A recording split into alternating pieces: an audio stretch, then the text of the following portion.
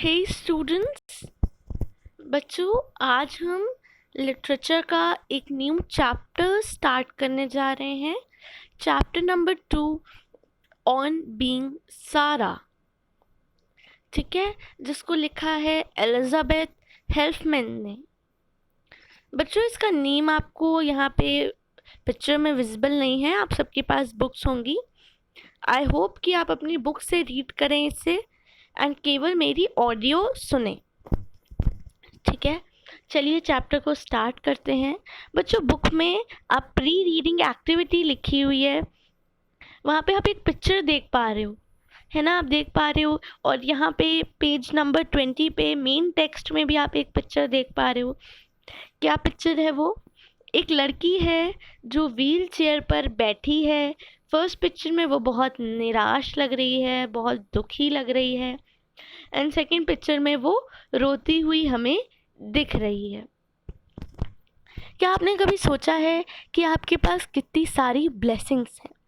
अगर आप कहते हो कि आपके पास कुछ भी नहीं है, आपके साथ कुछ अच्छा नहीं हुआ, मान लीजिए किसी दिन, जैसे हम देखते हैं कि कई बार ऐसा होता है कि कोई चीज़ हमारे साथ अच्छी नहीं होती है, हम बहुत निराश हो जाते हैं एंड हम कंप्लेन करना स्टार्ट कर देते हैं भगवान से कि भगवान हमारे साथ ही ऐसा क्यों होता है, हम ऐसे क्यों हैं, वगैरह वगैरह। तो आज हम लोग थोड़ा टाइम लेते हैं एंड अपनी ब्लेसिंग्स को काउंट करते हैं। हमारे बच्चों हाथ पैर इतने अच्छे हैं, चल रहे हैं, हम बोल पा रहे हैं, हम सुन पा रहे हैं, हम देख पा रहे हैं। हाँ, आई नो कुछ बच्चों को देखने में वीडियो क्वालिटी नहीं क्लियर दिखती है, बट स्टिल वो उनके पास बुक्स होंगी एंड वो अपने बुक्स से देख पा रहे हैं, राइट। तो हम देखने में सक्षम हैं, हम सुनने में सक्षम हैं, हम समझने में सक्षम हैं। हमें पता चल जाता है कि हमें जो पर्सन पढ़ा रहा है वो टीचर है, मैम है या सर है। मतलब बहुत सारी ऐसी चीज़ें हैं जो हम समझ पाते हैं, है ना। हमारे सारे बॉडी ऑर्गन्स बहुत अच्छे से काम कर रहे हैं। सो ये सारी हमारी ब्लेसिंग्स हैं।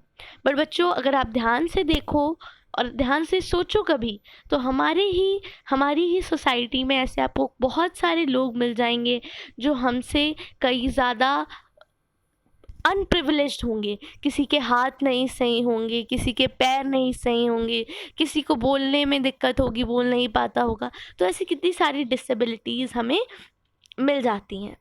ऐसे लोगों को आपको कैसे ट्रीट करना है? उनको बहुत रिस्पेक्टफुली ट्रीट करना है, फर्स्ट थिंग। एंड सेकेंड चीज़ कि अगर आपके आसपास या भगवान ना करे कभी आपको ऐसी कोई कंडीशन के थ्रू निकलना पड़े, तो कभी हिम्मत नहीं हारनी है। और इस सिचुएशंस, कैसी भी सिचुएशन हो बुरी से बुरी, आपको अपनी पूरी मेहनत करनी है, अपना पूरा बेस्ट देना है एंड उस सिचुएशन से बाहर निकलना है, ठीक है। बच्चों यहाँ हम जिस बीमारी के बारे में या जिस मेडिकल कंडीशन के बारे में बात करने वाले हैं उसका नाम है सेरेब्रल पैल्सी। बच्चों सेरेबेलम या सेरेब्रल हमारे ब्रेन का एक पार्ट होता है जो हम वॉलेंट्री एक्शंस करते हैं, यानी हम अपनी मर्ज़ी से जो काम करते हैं, बोलना, चलना, फिरना, इन सब को कंट्रोल करता है। तो ये जो मेडिकल कंडीशन है सेरेब्रल पैल्सी, जिसके बारे में हम आज बात करेंगे, उसमें क्या होता है, जो हमारे लिम्स होते हैं, लिम्स मतलब हाथ पैर, एंड जो मसल्स होते हैं, मसल्स आप समझते हो, ये इफ़ेक्ट हो जाते हैं। क्यों? क्योंकि हमारे जो ब्रेन का हिस्सा होता है, सेरेब्रल हिस्सा, उसमें कोई डैमेज आ जाती है। तो इससे क्या होगा, इंसान जो भी हिस्सा उसका इफ़ेक्ट होगा, अगर बोलने वाला हिस्सा इफ़ेक्ट हुआ है तो वो बोल नहीं पाएगा, ब्रेन का अगर चलने फिरने वाला हिस्सा इफ़ेक्ट हुआ है तो वो चल फिर नहीं पाएगा, राइट। तो यहाँ पे हम जिस लड़की के बारे में बात कर रहे हैं उसका नाम है सारा।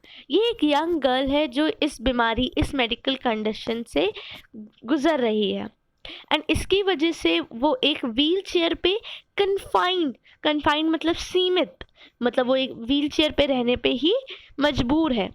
And hindered her ability to communicate, hinder मतलब बाधा डालना, उसकी बात करने की जो एबिलिटी है वर्बली मतलब बोल के, जैसे इस समय मैं आपको अपनी बात कह पा रही हूँ, वैसे ही वो लड़की सारा अपनी बात नहीं कह पाती।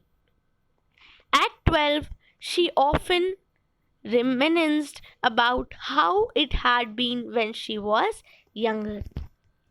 वो हमेशा बच्चों याद किया करती है, रेमिनेंस का अर्थ होता है अच्छी यादों को याद करना। वो याद किया करती है कैसे अब माहौल था, कितनी खुश वो थी जब वो यंग थी। ठीक है, अब आगे हम इस चैप्टर में देखेंगे उसकी क्या क्या दिक्कतें हैं, वो कैसे इनको ओवरकम करती हैं।